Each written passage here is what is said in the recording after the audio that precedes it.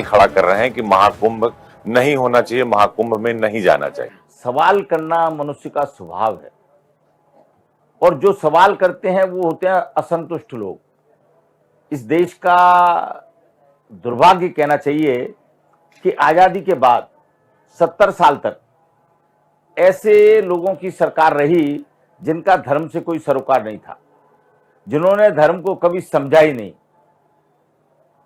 अब ये नाम के पीछे जो शब्द लगाते हैं वो भी उनकी वास्तविकता नहीं है। राहुल गांधी को कह रहे हैं, देखिए, मैं नाम तो गांधी टाइटल तो महात्मा गांधी की, चूंकि कुंभ का ये मंच है और अजीत जी, कुंभ में मैं कोई ऐसी बात नहीं कहना चाहता, पर समझदार के लिए इशारा काफी है और लोग समझते हैं इस बात को कि जो पीछे वो लगाते हैं वो है नहीं, वो क्या है, इसकी वास्तविकता लोगों को अवश्य जानना चाहिए। वो राम को काल्पनिक बताते हैं, रामलला का दर्शन करने नहीं जाते हैं राहुल गांधी या प्रियंका गांधी, लेकिन इस बार कह रहे हैं कि हम फरवरी में जाएंगे स्नान करने महाकुंभ में। तो क्या है ये? देखिए, यही तो उनकी सोच है। जो अमृतकाल का समय है उसका भी उस परिवार को ज्ञान नहीं है। तो आप ये कह रहे हैं कि राहुल गांधी यानी गांधी परिवार को जो है ज्ञान ही नहीं है कि कब कौन सा स्नान है, अमृतकाल कब है। देखिए, ये तो आपने ही कह दिया, मेरी बात को आपने भली भांति लोगों तक पहुंचा दिया अजीत जी, उसके लिए मैं आपको धन्यवाद देता हूं कि लोग आपसे सुनना चाहते हैं कि राहुल गांधी क्या सोचते हैं, प्रियंका गांधी क्या सोचते हैं सनातन के बारे में और महाकुंभ के बारे में। देखिए, अगर पेड़ जो है बबूल का है तो उस पे आम की कल्पना कैसे की जा सकती है। अब आप जानते हैं कि पेड़ कैसा है, उसके ये फल हैं, तो कैसे होंगे। तो मेरा कहना यह है कि जिन लोगों को इस बात का ज्ञान नहीं है कि कुंभ कब है और कुंभ का स्नान कब है, अब यूं तो वो गंगा में कभी भी आए, कभी भी डुबकी लगाए, यहाँ लगाए, बनारस लगाए, अपने गंगोत्री में लगाए, सब जगह लगाए, गंगा की डुबकी किसको मना। एक सवाल, राहुल गांधी प्रियंका गांधी कह रहे हैं कि हम फरवरी में आएंगे, महाकुंभ में स्नान करेंगे, अखिलेश यादव कह रहे हैं नहीं नहीं जाना चाहिए। तो यूपी में जो ये दो लड़कों की जोड़ी थी, लोकसभा चुनाव भी थी, आपने इसके पहले भी देखा, तो इन दो लड़कों की जोड़ी में कुछ दरार आ गई है। एक कह रहे हैं आएंगे, एक कह रहे हैं नहीं आएंगे। हाथरस भी इसके पहले वो चले गए थे। तो अखिलेश को जवाब देने के लिए राहुल बिल्कुल तैयार हैं, जनेऊ भी धारण कर लिया है, मंदिर भी जा रहे हैं, घंटी भी बजा रहे हैं। अच्छी बात है, ये तो हम तो कह रहे हैं हृदय परिवर्तन है। हम तो कहेंगे कि अखिलेश जी का भी ऐसे हृदय परिवर्तन हो जैसे राहुल जी का हो रहा है। अच्छी बात है। तो कहाँ जाएंगे बाहर, हिंदुस्तान से बाहर जाने की व्यवस्था नहीं है। हम बहुसंख्यक हैं। अखंड भारत की परिकल्पना करते हैं आप? बिल्कुल करते हैं, क्यों नहीं करते हैं। अखंड भारत तो है। देखिए, आज जो सरकार हमारी, जो भारत सरकार है, वो अखंड भारत की उस पर चल रही है। किसी को कोई क्षति नहीं पहुंचा रहे। हमारी सोच केवल भारत तक थोड़े ना है, भारत के बाहर भी हमारी सोच है, हमारे विचार प्रभावी हैं दूसरे देशों में। तो अखंड तो है ही। विचारों के रूप में अखंडता चाहिए, जमीन के रूप में अखंडता और अखंडता उसका कोई विशेष महत्व नहीं है। बहुत लोग बोलते हैं कि हमारे रोम रोम में राम है, ये देश राम और रहीम का है, ये देश मीरा और रसखान का है, लेकिन वो सवाल खड़ा करते हैं आपके इस महाकुंभ को लेकर कि ऐसा नहीं होना चाहिए। जबकि 40 करोड़ लोग आ रहे हैं 144 साल बाद मुहूर्त आ रहा मौनी अमावस्या को, फिर भी वो महाकुंभ पर सवाल खड़ा करते हैं और उनका ये कहना है कि ये नहीं होना चाहिए। सरकार इसको प्रोपोगंडा कर रही, सरकार इसमें अपना नाम कर रही है, उसको विदेशों से लोगों को नहीं बुलाना चाहिए, यहाँ से लोगों को नहीं बुलाना चाहिए, नदी को चीर दे रहे हैं, ये कर दे रहे हैं, बहुत सारे सवाल खड़े हो रहे हैं। तो करौली सरकार का इस पे क्या मत है कि क्या महाकुंभ होना गलत है? क्या सनातनी परंपरा का जो ये परंपरा चली आ रही है हमारी संस्कृति और सभ्यता की, क्या ये नहीं होना चाहिए जो लोग सवाल खड़ा कर रहे हैं? से लोगों से पूछा जाना चाहिए कि आपने माता पिता को माता पिता मानने से छोड़ देना चाहिए, धरती को धरती मानने छोड़ दे, इस सृष्टि को सृष्टि मानने छोड़ दे, अपने को मानना छोड़ दे। क्या क्या छोड़ेंगे, कहाँ तक छोड़ेंगे। देखा नहीं कि हम कौन सी हमारी माँ थी, खुद तो पैदा होते थे, देखा नहीं है तो छोड़ दे।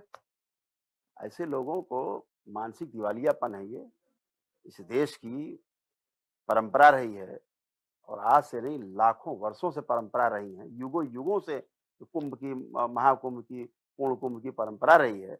आप उस परंपरा पे प्रश्न उठाते हैं तो आपने ठीक से समझा नहीं है। केवल कोई किसी को चीरता फाड़ता नहीं है और सृष्टि में किसी भी वस्तु का कोई क्षय नहीं होता है। कभी भी लगता है क्षय हो रहा है, आप संतरा खा के छिलका फेंक दीजिए, अगले दिन जाइए देखिए छिलका जहाँ पड़ा हो, या तो गाय खाई गई होगी या वहाँ पड़े पड़े सड़ गल जाएगा, जीव जंतु खाएंगे छोटे छोटे, छोटा छोटा बांट के धरती मिला देंगे, वापस फिर धरती में पौष्टिकता आ जाएगी। कुछ नष्ट नहीं होता है। अखिलेश यादव को बहुत दर्द होता है महाराज जी। अखिलेश यादव कहते हैं कि सरकार ने इस पूरे प्रोग्राम को, कुंभ को इवेंट बना दिया है, योगी जी को कैबिनेट नहीं करनी चाहिए। देखिए, मैं तो आदरणीय मुख्यमंत्री जी को बहुत साधुवाद और बहुत धन्यवाद देता हूं। ऐसा मुख्यमंत्री मेरे जीवन में मैंने इतने कुंभ किए, अखिलेश यादव का ही कुंभ किया मैंने। मैं चलिए पहले अखिलेश यादव के कुंभ की बात बता देता हूं। 2013 उस समय चीफ सेक्रेटरी थे जावेद उस्मानी। मुझे नाम इसलिए याद है कि मुझे लगता है हर दूसरे दिन मुझे उनको खटखटाना पड़ता था कि आप संस्कृति के साथ खिलवाड़ नहीं कर सकते, आप अगर अन्य धर्म के हैं तो आप इस कुंभ को बर्बाद नहीं कर सकते। भगवान ने आपको, अगर इस समय आप पूर्व जन्म में हो सकता है सनातनी रहे होंगे, आप हिंदू धर्म में पूर्व जन्म में पैदा हुए होंगे, परंतु इस जन्म में उन पुण्यों के कारण आपको एक अच्छा पद मिल गया और आप चीफ सेक्रेटरी हो गए। तो और प्रदेश सरकार की सबसे बड़ी एग्जीक्यूटिव अथॉरिटी चीफ सेक्रेटरी होता है। बिल्कुल। तो मैं अजीत जी हर दूसरे दिन उनको खटखटाता था और उनको बताता था कि भाई देखो, आपका जो प्रभारी मंत्री है वो भी दूसरे धर्म का है। आजम खान नगर विकास मंत्री थे। हाँ, आप ही नाम लेते जा रहे हैं, मेरा काम आसान कर रहे हैं। मुझे लगता है कि ये बहुत अच्छी बात हो रही है आज के इंटरव्यू में कि मुझे इन विधर्मियों का नाम नहीं लेना पड़ रहा। ये सब विधर्मी है, अधर्मी है। इनको अधर्मी और विधर्मी तो जनता ने बता दिया है। सबके अंत कैसे हुए हैं ये किसी से छुपा नहीं है। और देखो, गोस्वामी तुलसीदास जी ने अजीत जी बहुत अच्छी बात लिखी कि निज कर करम भोग कर भ्राता, जसु तज करो तसु फल चाखा। गोस्वामी तुलसीदास जी ने कहा कि निज कर कर्म भोग कर भ्राता, आप जैसे कर्म करेंगे भोग कर जाएंगे, वैसे ही भोग के आप जाएंगे। ये कलयुग है, इसमें त्रेता और सतयुग जैसी बात नहीं है कि आज आप कर्म करेंगे और आपको तीसरे जन्म में आपको चुकाना पड़ेगा। ये कलयुग है। इस कलयुग में आपको, आज आपने कर्म किए हैं, आपको तत्कालिक लाभ होगा और तत्कालिक हानि होगी। अगर आप मंत्र जाप करेंगे, पूजा करेंगे, पाठ करेंगे, कुंभ में स्नान करेंगे तो आपको तत्कालिक लाभ है। एक सवाल महाराज जी, अखिलेश यादव ने कहा कि योगी सरकार ने को कैबिनेट नहीं करना चाहिए था महाकुंभ में, और उसे वो पूरी तरह से पॉलिटिकली बना रहे हैं और पूरे मंत्रिमंडल को लेकर नहीं जाना चाहिए था। तो जो आप कह रहे हैं कि अखिलेश और आजम अधर्मी थे, क्या उनका ये अधर्म अभी तक जारी है? थोड़ा सा अपनी पिता की बुद्धि को छोड़ के स्वयं की बुद्धि इस्तेमाल करें। इनके पिताजी की बुद्धि कैसी थी? इनके पिताजी की बुद्धि ऐसी थी कि उन्होंने कार सेवकों पर गोलियां चलवाई और उस पाप के प्रायश्चित के लिए इन्होंने पिताजी की मूर्ति यहाँ कुंभ में लगवा दी है। तो पिताजी की मूर्ति यहाँ कुंभ में भेजने की क्या जरूरत थी? है? अब उनके जीते जी तो उनको पवित्र कर नहीं पाए, अब मर के पवित्र करना चाहते हैं। और तो दूसरी, मूर्ति पाप का प्रायश्चित है। मैं तो यही समझता हूं कि कुछ प्रायश्चित होगा इनके मन में, तभी यहाँ मूर्ति भेजी है। जब मुलायम सिंह ने जीते जी कार सेवकों पे गोलियां चलाई, कितने कार सेवकों की निर्मम हत्या की, तो मुझे हत्यारा कहने में कोई संकोच नहीं है। जिसने इस तरह के पाप किए हैं उनके लिए मैं अजीत जी, एक बात मेरे साथ सदैव रही है, मैं हनुमान जी का उपासक हूँ। अर्जी वाले हनुमान को मैं हजारों लोगों की प्रतिदिन अर्जी लगाता हूँ। जितने समय मेरे पे होता है मैं विशिष्ट मंत्रों से उनको अर्जी लगाता हूँ। जब मैं प्रयागराज में हूँ तो यहाँ भी प्रतिदिन हमारे यहाँ 10-15 हजार अर्जी डेली लग रही हैं और इन अर्जियों को हम एक थैली में पैक करके विधि विधान से उज्जैन भेज देते हैं, जहाँ पुजारी जी विशिष्ट मंत्रों से अर्जियाँ लगाते हैं। तो मैंने हमेशा अपने जीवन का एक सूत्र रखा कि हानि लाभ जीवन मरण यस अपयस विधिहात। तो मैं इन लोगों की किसी बात से डरने वाला व्यक्ति नहीं हूँ। जो सत्य है वही सनातन है, इसलिए मैं हमेशा सत्य के बोलने का हमेशा कोशिश करता हूँ और मेरी जानकारी में जो होता है उसको मैं सत्यता से ही परोसता हूँ। अखिलेश तो सत्य को नकार रहे हैं, सनातन को नकार रहे हैं, कह रहे हैं कुंभ में क्यों स्नान जाने करने लोग जा रहे हैं। खुद लेकिन हरिद्वार चले जाते हैं स्नान करने। यही तो उनको सिखाना है। एक अच्छे गुरु की अखिलेश को जरूरत है। देखो, गुरु बिन भवनिधि तरई ना कोई, जो बिरंच शंकर सम हुई। एक अखिलेश को एक अच्छे गुरु की आवश्यकता है। अखिलेश यूं व्यक्तिगत अच्छे हैं, मेरे से कई बार भेंट हुई है, कभी कभी हम एयरपोर्ट पे मिल जाते हैं, तो अच्छे हैं, परंतु गुरु नहीं कोई। पर उनको एक अच्छे गुरु की सख्त आवश्यकता है, जो उनके पिताजी के द्वारा दिया हुआ कचरा उनकी बुद्धि में भरा हुआ है ना, उसको साफ करने के लिए गंगाजल का पान, गुरु का ज्ञान और कुंभ में स्नान, ये तीनों उनके लिए जरूरी है। अखिलेश, आप ये कह रहे हैं कि अखिलेश को जो है गंगा जल का पान, गुरु का ज्ञान और कुंभ में स्नान, संगम में स्नान, संगम में स्नान, ये शुद्ध होने के लिए हाँ जरूरी है। इसलिए जरूरी है, नहीं तो अभी तो ठीक है, आगे उनकी पार्टी से कई कार्यकर्ता जुड़े हुए हैं, हमारे हिंदू कार्यकर्ता भी जुड़े हुए हैं। मुझे चिंता उन हिंदू कार्यकर्ताओं की है। मैंने इसलिए इस बात के लिए एक अपील की है कि जो इस तरह की बातें करते हैं, हमारे हिंदू जितने भी कार्यकर्ता हैं, उनको ऐसी राजनीतिक पार्टियों का त्याग कर देना चाहिए। वो तो 80-20 की खाई की बात। उनको लगता है कि जो तुष्टीकरण की नीति है, अगर हम कुंभ में चले जाएंगे, अगर हम रामलला के दर्शन करने चले जाएंगे, तो उनका जो यम वाई समीकरण है वो टूट जाएगा, वोट बैंक उनसे खिसक जाएगा, शायद इसलिए विरोध कर रहे हैं। तो अखिलेश यादव को भी मुसलमान मानते हैं? मुझे ये मालूम नहीं था, ये आज आपसे मालूम पड़ा है। एम बाई समीकरण, यस, एम बाई समीकरण माने एम और बाई भाई भाई, तो एम और बाई भाई भाई हैं। तो मुझे आज मालूम पड़ा है कि यादव लोग कम कुंभ में क्यों आ रहे हैं उत्तर प्रदेश से, इसलिए आ रहे हैं कि वो अपने आप को मुसलमानों का भाई समझते हैं। अब तो पीडीए पे आ गए, पिछड़ा, दलित और अल्पसंख्यक। एक चीज उन्होंने जोड़ दिया, सत्ता की लोलुपता है। देखिए, सनातन सत्य है और सत्य अटल है, बड़ के वृक्ष की तरह अटल रहेगा। परंतु बरसात में जितने ये कुकुरमुत्ते आते हैं ना, ये बरसात में ही पनपते हैं। अखिलेश यादव ने बहुत सारे ट्वीट कर लिए कि गंगा में स्नान होकर पवित्र हो जाइए, बुद्धि आपकी ठीक हो जाएगी, कैबिनेट की क्या जरूरत थी, राजनीतिकरण कर रहे हैं। देखिए, उनको मालूम ही नहीं है। मैंने क्या कहा, अल्प बुद्धि वाला बालक जो है वो परीक्षा कैसे दे पाएगा? उनको ज्ञान नहीं है इस बात का। एक्चुअल क्या है, वो एम बाई समीकरण में है ना, अल्प बुद्धि। आपने बताई दिया, विधर्मी भाई, एम के संग बाई हो गया आप। मुझे तो ये आज एक अच्छा शब्द मिल गया कि बाई भी माने यादव, यस, तो यादव भी मुसलमानों के भाई हैं, ये मुझे आज मालूम पड़ा है। तो मुझे लगता है कि इस कारण उनकी बुद्धि में थोड़ा ज्ञान कम है। और इस कैबिनेट का सबसे बड़ा मैं लाभ आपको बताना चाहता हूं, जो हमारे पूरे देश की जनता जाने कि इस कैबिनेट का सबसे बड़ा कारण क्या था। कुंभ में आने वाले श्रद्धालुओं की संख्या, अजीत जी, पहले से डिसाइड नहीं होती। किस अखाड़े में कितने साधु आ जाएंगे, कितने भगत आ जाएंगे, कितने खालसा आ जाएंगे, कितनी महिलाएं आ जाएंगी, कितनों को हमको नागा बनाना है, कितनों को हमको दीक्षा देना है, ये कुछ माने मालूम नहीं रहता। और हर दिन हमारे पास भीड़ बढ़ती है। और इस कुंभ की एक विशेषता रही है जी कि कभी कोई ये प्रिडिक्ट नहीं कर सकता कि आज कितने लोग आ जाएंगे। ये मैं पिछले 5-7 कुंभों से इसको एनालिसिस कर रहा हूं। तो मुख्यमंत्री जी ने इस बात की चिंता ली कि इतने लोग आ रहे हैं, उनके लिए शौचालय कहां? जितने शौचालय मुख्यमंत्री जी ने आदरणीय ने सैंक्शन किए थे, वो एक संग सब जगह लगा देते, तो मालूम पड़ा कि उस खालसा का उस रूट से कोई आदमी आ ही नहीं रहा। ठीक बात है, तो वो शौचालय बेकार हो जाते। फिर एंड टाइम पे मुख्यमंत्री जी शौचालय कहां से लाते? ठीक बात है। 1.5 लाख शौचालय बनाया उन्होंने। नहीं, अरे 1.5 लाख तो बने हैं, अभी और बन रहे हैं अजीत जी। 1.5 लाख से काम नहीं चल रहा हमारा।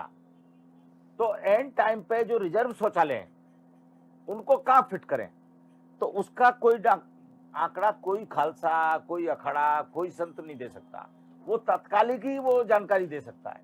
तो कल की कैबिनेट से पहले हम सब लोगों से जानकारी ली गई थी, खासतौर में सतत संपर्क में रहा, तो ये जानकारी ली गई थी कि महाराज जी, कौन सी दिशा से हमको मूवमेंट हाई करना है, कौन सी दिशा से हमको मूवमेंट लो करना है, कितने शौचालय हमको किस साइड लगाने हैं, कितनी खाद्यान्न की व्यवस्था हमको किस साइड करनी है। तो ये सब बहुत छोटी छोटी जानकारियां हैं, पर इनका बिना इनके कुंभ संभव नहीं है।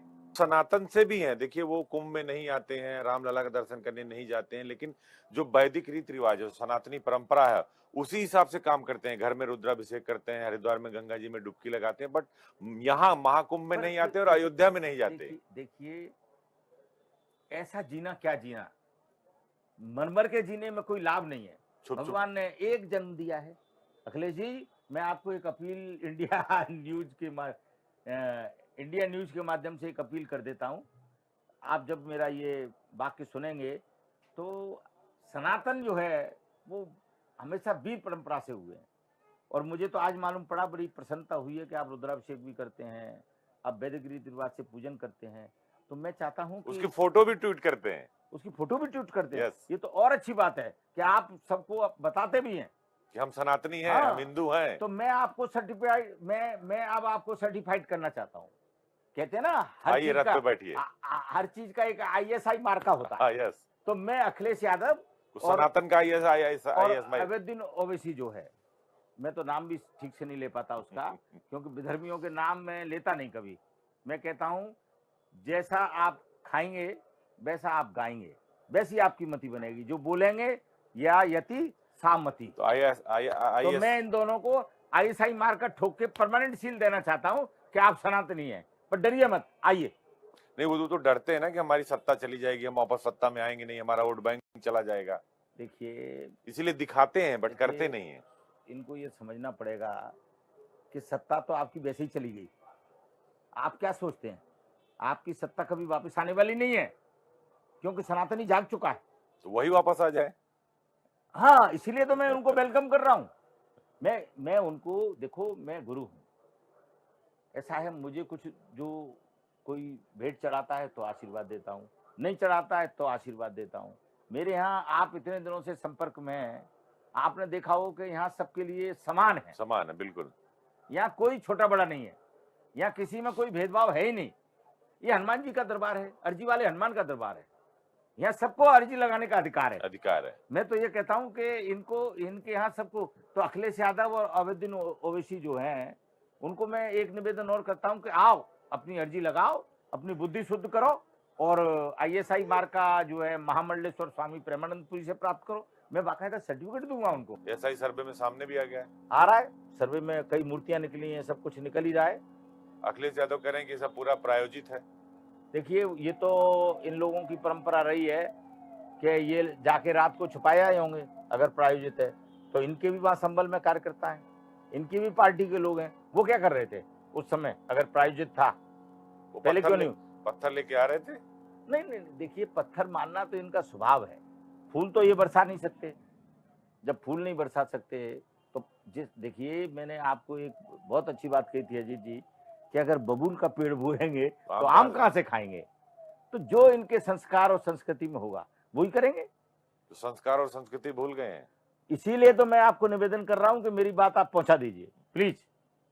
और मैंने देखो आपके लिए 101 रुपए का एक इनाम भी रखा है, तो आप उसको ग्रहण करिए।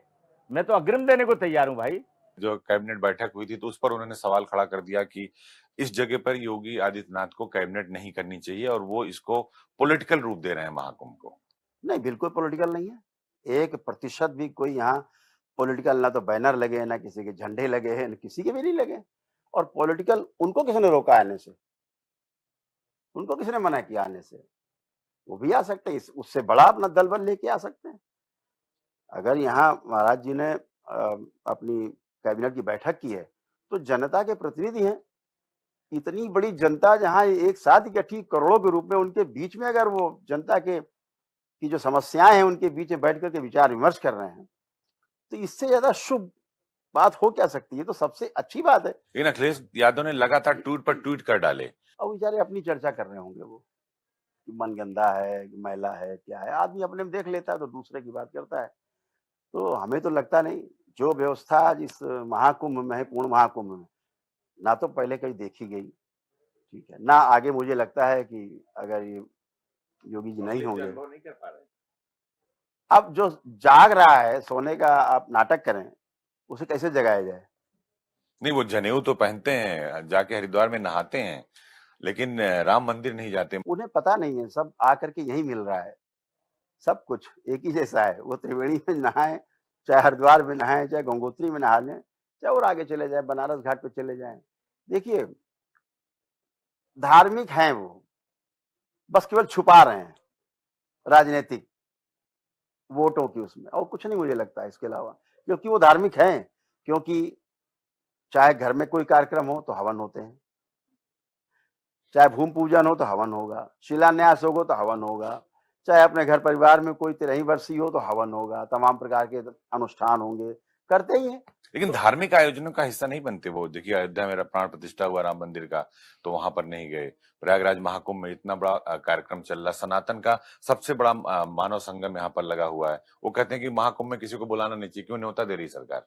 मैंने तो देखा है, एक टीवी चैनल पे न्यूज देखी है, जब उनके पिताश्री की जो अंत्येष्टि हुई, उसके पश्चात वो विसर्जन करने के लिए गए वो बनारस में, और उन्होंने विसर्जन किया जाके, पूरी उन्होंने व्यवस्था को अपनाया धर्म की जो है, उसे कैसे नकार सकते हैं? फिर तो ये कहा जाए कि भाई फिर आप वहां क्यों जा रहे हैं? तो आप ये मानते हैं कि अंदर धार्मिक है वो। ये सब राजनीति? हाँ, राजनीति का मामला है, कुछ नहीं। उनको डर है चाहते कि तो वो भी है कि हिंदू राष्ट्र बन जाए, वही तो हिंदू है। वो भी चाहते हैं हिंदू राष्ट्र बन क्यों जाए? नहीं, क्यों नहीं, हम लोग अंदर तक समझते हैं। तकलीफ जी किससे आपकी कभी बात हुई जो आप कह रहे हैं कि वो भी चाहते हैं अंदर से कि हिंदू राष्ट्र बने? नहीं, उनकी बातों से लगता है कि अंदर पीड़ा तो है उनके अंदर। पीड़ा किस बात की? हिंदू राष्ट्र बन जाए कि उनकी सरकार बन जाए? नहीं, उनका नाम ना आए, बस हिंदू राष्ट्र बन जाए। अच्छा, उनका नाम ना आए और हिंदू राष्ट्र बन जाए। हाँ, पीड़ा हमें लगता है। एक चीज जो ये 80-20 चल रहा है, वो चाहे आपके सनातन में देखिए, चाहे सियासत में देखिए, वो हिंदू राष्ट्र के बीच में कहीं ना कहीं गोल गोल घूम रहा है कि भाई 80 कौन है, 20 कौन है। ये बड़ा पॉलिटिकल है, ये बहुत पॉलिटिकल है। लेकिन मुझे लगता है कि संतों को अपनी बात कहनी चाहिए। हम तो कहना चाहेंगे कि भाई ठीक है, हमारा देश हिंदू राष्ट्र था, है और रहेगा। इसमें किसी को आपत्ति काहे की है? कोई आपत्ति नहीं। और देखिए, जैसे कि, और हाँ, इसका निपटारा बिल्कुल संवैधानिक तरीके से ही होना चाहिए। चू नहीं हुई, भगवान श्री राम का मंदिर बन के खड़ा हो गया, एक चू नहीं है। धारा 370, 35 से दुनियादारी, जिसको लोग सपना भी नहीं मानते थे कि सपने में हो सकता है, वो चीजें हो गई, एक चू नहीं हुआ। लेकिन सब कुछ संविधान के दायरे में हुआ, एक कैजुअलिटी नहीं। योगी जी भी कहते हैं कि ये देश बाबर और औरंगजेब के आदर्शों से नहीं चलेगा, ये रामकृष्ण और शिव से चलेगा। बिल्कुल। लेकिन अखिलेश से कहते हैं कि जो है ये ज्ञान व्यापी के नाम पर, मथुरा के नाम पर, मंदिर मस्जिद के नाम पर, धर्म के नाम पर बीजेपी डराती है। ठीक है ना, हर जगह दो पक्ष तो हैं, कहीं 3 पक्ष है, 5 10 पक्ष है, तो वो भी एक पक्ष है, अपनी बात कह रहे हैं, वो अपनी बात ही तो कह रहे हैं वो। लेकिन होगा तो बहुमत से ही फैसला, उसे कहाँ ले जाएंगे आप? तो मुझे लगता है कि अखिलेश जी भी हिंदू हैं, और अंदर तो उनके भावना होगी ही। यही बहुमत साबित करने के लिए तो नहीं आ रहे हैं कुंभ में, वो रामलला के दर्शन करने नहीं जा रहे हैं कि हमें बहुमत कैसे मिले। सत्ता की जो लोलुपता है, जो चाहत है, इसीलिए तो वो 80-20 की खाई को बरकरार रखना चाहते हैं। सत्ता की चाहत तो सबको है जी, उनको भी होगी, तो वो ठीक है। अखिलेश जी का समाधान नहीं करेंगे आप? समाधान उनके पास है, हाँ, प्रस्तुत नहीं करना चाहिए। केवल हृदय परिवर्तन हर नहीं होगा। व्यक्ति के पास समाधान है, छिपाता है समाधान, क्योंकि समस्या आदमी स्वयं पैदा करता है। समाधान तो पहले से रहता है। पानी पहले से शुद्ध है, वायु पहले से शुद्ध है, मन पहले से शुद्ध है, बच्चा 2 साल 3 साल का है, हर चीज शुद्ध और पवित्र है। पेड़ पौधे, नदी पर्वत, झरने, समुद्र, सब शुद्ध पवित्र है, सारे पक्षी पशु। आदमी केवल आदमी को छोड़ दिया जाए, बाकी सब शुद्ध और पवित्र हैं। तो आदमी की शुद्धि कैसी होगी? आदमी तो पूरे, यही तो मैंने कहा, अशुद्धि का कारण है, तो शुद्धि कैसे होगी? अपना प्रश्न स्वयं खड़ा किया है, दुख अपना स्वयं खड़ा किया है मनुष्य ने। समाधान है ही पहले से उसके पास, वापस लौट जाए। इच्छाएं अनंत होती नहीं। मैं आपसे कह रहा हूं, आप 25 इच्छाएं लिख के दे दीजिए हमें, आप 10 इच्छाएं नहीं लिख पाएंगे अपनी, कोई नहीं लिख पाएगा। बोला जाता है इच्छाएं अनंत नहीं है, स्मृतियां अनंत हैं। आदि परेशान है अपनी पितरों से, पितृ मुक्ति नहीं हुई तो स्मृतियां हैं, वो इतना परेशान कर देंगे आदि पागल हो जाएगा। ये सब जो पागल घूम रहे हैं बने, इसी वजह से पागल बने घूम रहे हैं, पितरों से परेशान है। भगवान श्री कृष्ण ने कहा है, इस बात को स्वयं कहा है कि भूत की पूजा करो तो भूत बनोगे, पितृ की पूजा करोगे तो पितरों के साथ रहोगे, वैसे ही बनोगे। देवी देवताओं की संगत करोगे तो वैसे बनोगे। मेरी शरण में आओगे, ध्यान साधना करके आओगे तो 84 लाख योनियों के जन्म मरण के बंधन से मुक्त हो जाओगे। इतनी बात तो की, साफ साफ तो लिखा है गीता में अध्याय 9 श्लोक 25 में, पढ़ लीजिए। अखिलेश जी स्मृतियों से बंधे हुए हैं कि उनको ज्ञानव्यापी दिख रहा है, उनको बाबरी मस्जिद दिख रहा है, उनको जो है मथुरा का ईदगाह दिख रहा है, उनको कृष्ण जन्मभूमि नहीं दिख रहा है, उनको राम मंदिर नहीं दिख रहा है, उनको महादेव नहीं दिख रहे काशी विश्वनाथ में, खाली अखिलेश महाकुंभ में जी त्रिवेणी खाली नहीं दिख रहा। अखिलेश जी ने, ये तो हर सनातन का जो एक पॉलिटिकल चश्मे से देख रहे हैं, सबकी यही समस्या है। अंदर चाहते कुछ है, बोल कुछ रहे हैं। अच्छा तो क्या वो वैसी इसको हिंदू राष्ट्र बनने से रोक लेंगे? कोशिश कर रहे हैं कि हम 15 मिनट में ठीक है ना, हम भी ट्रेन रोकने चल रहे हैं, चलिए आप भी रोके, मिलते हैं, ट्रेन जा रही है, इसको रोकते हैं। इतना बड़ा सैलाब कट जाएंगे। बिल्कुल नहीं आप रोक सकते। तो क्या ये आप फिट हो रहा है? राम मंदिर बनने से रोक पाएगा? इस देश में संविधान भी तो है, संवैधानिक दायरे में ज्ञानव्यापी चल रहा है, ठीक है ना, वो भी संविधान के दायरे में निपटेंगे। पूजा शुरू। हम लोग सब आशान्वित है, बिल्कुल पूजा शुरू हो गई। ये पूजा क्या, वो तो महादेव का स्थान है। और मुझे लगता है आने वाले समय में मुस्लिम भाई जो है ना, वो खुद ही समर्पित कर देंगे उस स्थान को, ज्ञानव्यापी को मुस्लिम में कर देंगे। कर देंगे। आप चाहते हैं कर दें? हाँ भाई, अब तो हम एज हिंदू तो हम तो चाहेंगे कर दें, बिल्कुल कर दें। लेकिन मुझे ऐसा लगता है कि मुस्लिम समाज में भी तमाम ऐसे, जैसे राम मंदिर के समय में भी मुस्लिम समाज से नहीं, महाकुंभ में भी लोग आ रहे हैं, लेकिन वो भी और पार्टियों को अच्छा नहीं लग रहा, कह रहे हैं क्यों जाना है। हाँ, तो चुभन तो होगी भाई, देखो पॉलिटिकल मामला है, वो पॉलिटिक्स कर रहे हैं, हम लोग तो धर्म की शरण में हैं। ओवैसी को क्या कहेंगे? ओवैसी भी बहुत सवाल खड़े करते हैं और कहते हैं कि उनके पास एक भाई है, अगर उसको छूट मिल जाए तो सब खत्म कर देंगे हम। तो कुंभ को लेकर भी ओवैसी सवाल खड़ा करते हैं कि पूरा सरकार जो है उसी में लगी हुई है। देखिए, ओवैसी को तो मैं निकृष्ट कहूंगा, जो खाते हैं देश की और बजाते हैं विदेश की। ओवैसी जो है, ओवैसी को मैं एक सलाह जरूर देना चाहता हूं कि ओवैसी जी, तुमको अगर इस देश से इतनी एलर्जी है, सनातन, ये हिंदुओं का देश है, ये सनातन का देश है, आपको इतनी एलर्जी है तो आप यहाँ रुके क्यों? आपको तो इमीडिएट हवाई जहाज में बैठना चाहिए और पाकिस्तान चले जाना चाहिए, वहां आपको राजनीति करना चाहिए। यहाँ आपको राजनीति करने की जरूरत ही नहीं है। आपके प्रति, आपके मन में इस देश के प्रति कोई सम्मान नहीं है, कोई आदर नहीं है, तो आप यहाँ क्यों टिके हुए हैं? आपको ऐसा क्या लालच है? मैं आपको बताता हूं क्या लालच है। उनको लालच है कि पाकिस्तान में जाएंगे तो भूखे मर जाएंगे। जो इस देश की संपदा का भोग कर रहे हैं, क्योंकि यहाँ सबको स्थान मिला है। आपको मैं एक जानकारी दे दूं, जब अहमद शाह अब्दाली ने 1700 में आक्रमण किया मथुरा पर, तो नागाओं ने उनको भगाया, मारा, उस सेना को परास्त किया। लाखों की सेना को मात्र 400 नागाओं ने परास्त किया था। परंतु वहां भी अजीत जी एक बात बहुत विशेष थी कि जैसे ही सूर्यास्त होता था युद्ध बंद हो जाता था, और जब युद्ध बंद हो जाता था तो चूंकि वो बहुत दूर से आया था अहमद शाह अब्दाली, तो उसका राशन पानी सब खत्म हो गया था। तो हमारे ही सनातन के लोग, हमारे ही हिंदू धर्म के लोग उसको रात को राशन पहुंचाते थे, क्योंकि हमारे देश की ये परंपरा है, अतिथि देवो भव। तो अतिथि देवो भव की परंपरा से हम लोग जीवन जीते हैं। उस समय रात्रि में उनको राशन पहुंचाया जाता था और उस राशन से वो भोजन पाते थे, और उस भोजन को पाकर उसी ताकत से वो फिर हमसे लड़ते थे। तो हमारे देश की तो परंपरा ऐसी है, इसलिए ये ओवैसी और ये सब चल रहे हैं। परंतु ये ज्यादा समय तक अब नहीं है।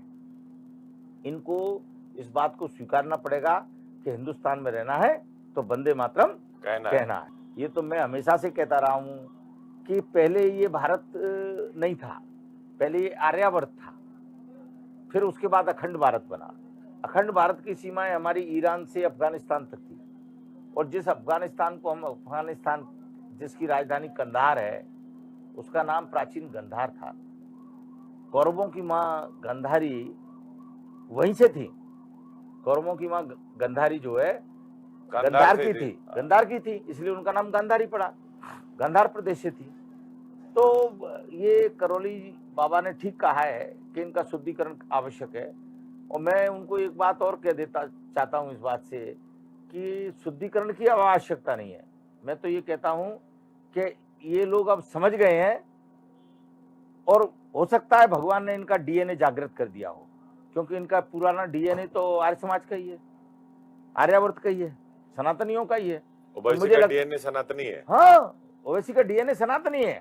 इनके 4 पीढ़ी 5 पीढ़ी पहले के पूर्वजों के नाम आप निकालोगे तो वो निश्चित कोई व्यास होगा, कोई पुरी होगा, कोई गिरी होगा, कोई भारती होगा, ऐसा ही नाम होगा। ओवैसी को क्या कहेंगे? ओवैसी भी बहुत सवाल खड़ा करते हैं राम मंदिर पर भी, काशी पर भी, ज्ञानव्यापी पर भी, मथुरा पर भी और महाकुंभ पर भी। वो कहते हैं अपने छोटे भाई को 15 मिनट के लिए छोड़ देंगे तो पूरा खात्मा कर देगा।